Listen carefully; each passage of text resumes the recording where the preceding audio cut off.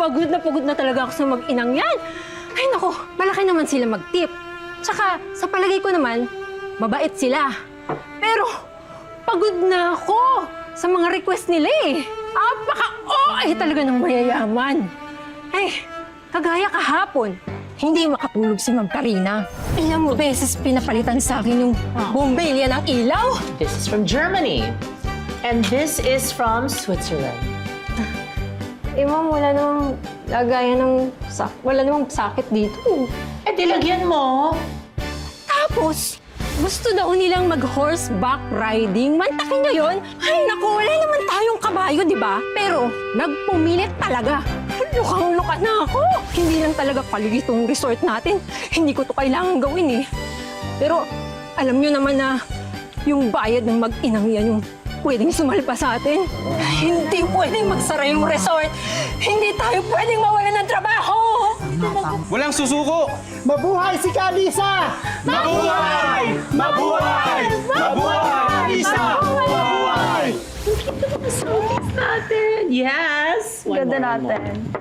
Come in. Hi, Lisa. Halika. Come join us. Join us.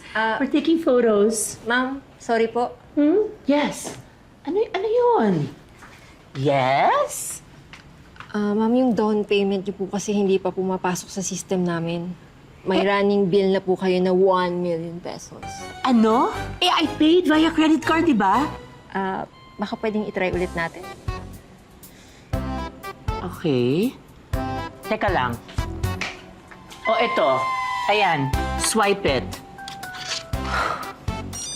Ma'am, decline po. I-try nyo ulit. Imposible yan. Ma'am, ayaw po talaga. Kira, give me all my credit cards there. Okay, ito. Sige, i-try mo to. Decline. Ito. Decline. Ito. Decline, ma'am. O, yan. I-try mo lahat yan. Yan. I-try mo lahat yan. Sige. Decline, ma'am. Decline po. Okay, wait. Okay, wait. Give me a minute, okay? Mommy, what is happening? Okay, wait. I'm gonna call my business partner, si Jay. Teka lang. Jay! Jay, ano ba nangyayari? Bad news, Karina. Tinangay po ng iba nating business partners ang pera ng kumpanya. Ano? Paano nangyari yun? We just filed for bankruptcy at lahat ng assets ninyo, kinukumpiska na ng bangko as we speak. Pati mga bank accounts niyo frozen lahat. Ma'am, wala na po kayong pera. Oh my God! No! No! Oh my God! Oh my God! Did I just hear that right? Shh! Oh my God! Wala na tayong pera. Wala na tayong pera, anak! Wala na tayong pera! Mommy, we have to do something. Wait. Okay, I have an idea. Wait. Hindi ka na nga, bilisan mo na nga. Mamaya maabutan pa tayo dito eh. Oh my gosh. When I say do something, not run away. Hello? Ano na sabihin ng mga ibang tao if they learn that may iniwan tayong utang dito? Ma'am? Kayo pupunta? Tatakas kayo, no? No. Oh, dala niyo lahat ng bagyo tapos no. What I'm trying to say is, may dumi ka sa noo.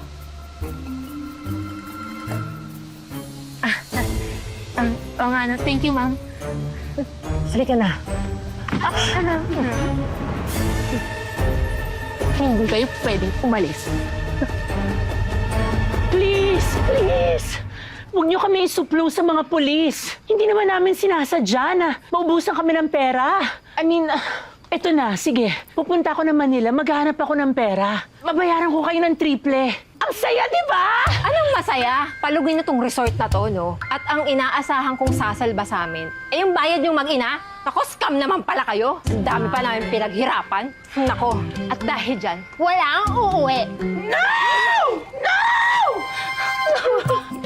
What if we clean here? Maging part kami ng staff nyo. By that way, we can pay for all our dues. Please. No! No! No! No! Okay, dahil mabait ako, 1 million chores kapalit ng 1 million na utang nyo. No!